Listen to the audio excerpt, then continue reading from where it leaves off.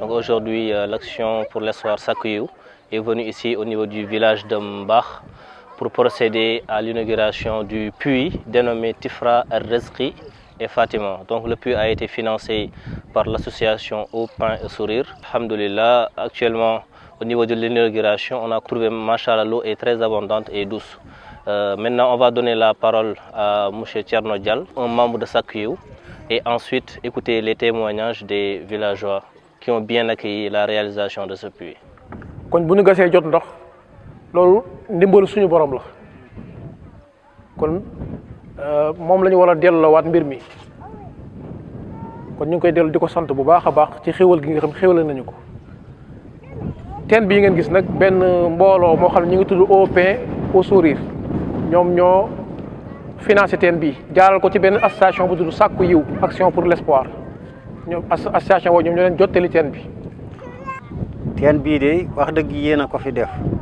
ñu ngi leen ciy sant fekk nañu nag ay jafe-jafe ndox yu bari ndax teen bii de mën naa la ni mooy ñaari teen yu ñu fi def benn ngi yëpp bu ci nekk dañ cee jéem ci sunu doole ba mujj rek nu mujj ko bàyyi waaw bii leen fi yàlla indee ngeen taxawaay ji defal nu lii nag dañu leen ciy sant ndax dëkk bii de dëkk bu dër la woon waaw lu bari nag dañoo daw ngir ak ñàkkum ndox moo leen dàq ci li leen dàq ci la su ngeen demee ci ñi ngi leen ko jox ngeen ni leen noo ngi leen di sant sunu xol sedd na guyi ñëpp sunu xol sedd na guyi sunu aajo nag moom faju na ci ndox moom aman nañ ci jafe-jafe waaye nag mel na ni yàlla faj na sunu aajo. jigéen ñaa ngi toog ñoom ñoo gën a kontaan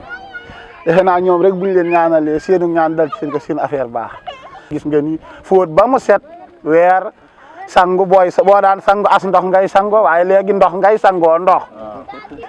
di leen ñaanal ngeen am ci lu kawe seen njort nag leen ko ñaanal te xam ni lii moom wax dëgg yàlla lu nu jaaxalan la teen bee dañ caa def suñu doole ba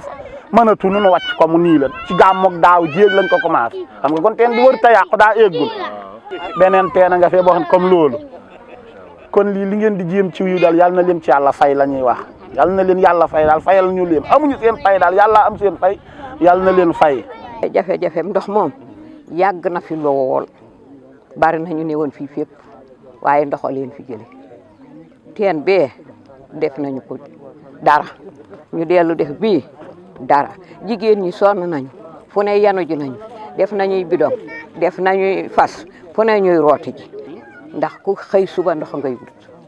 kuy sangu ndox ngay wut kuy togg ndox ngay wut sant leen cant gu yemul fenn ak ñii fi ne nag ma meññ leen ñii may seen bàjjen ñii may seen maam gona yi sonn nañu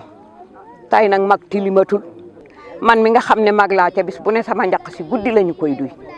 kon nag sant naa yàlla sant leen fi ngeen bëgg a yegg yal na leen fa sama borom yeggale. Donc alhamdulillah, donc comme vous avez entendu les discours des uns et des autres, donc la réalisation de ce puits a été vraiment une aubaine donc pour l'ensemble du village, alhamdulillah, parce que eux-mêmes ils ont dit que jadis il n'y avait pas d'eau dans ce village et même eux de leurs propres moyens ils ont tenté à la réalisation de plusieurs puits, mais en vain. Donc ces puits-là n'ont pas pu finalement donner de l'eau. Alhamdulillah, avec ce puits-là, donc ils ont atteint l'eau et l'eau est abondante et bonne. Et maintenant, nous demandons à Allah subhanahu wa ta'ala donc que cette action-là soit considérée comme une sadaqatul jariya et que ça va contribuer, Inch'Allah, à diminuer la souffrance des villageois, notamment des femmes, des enfants. Et même, on vient d'apprendre aussi de leur côté qu'au-delà même de ce village-là, le puits va profiter aux passants, aux gens qui viennent là pour s'abreuver. Donc, barakallahu fikum, salam alaikum wa rahmatullah.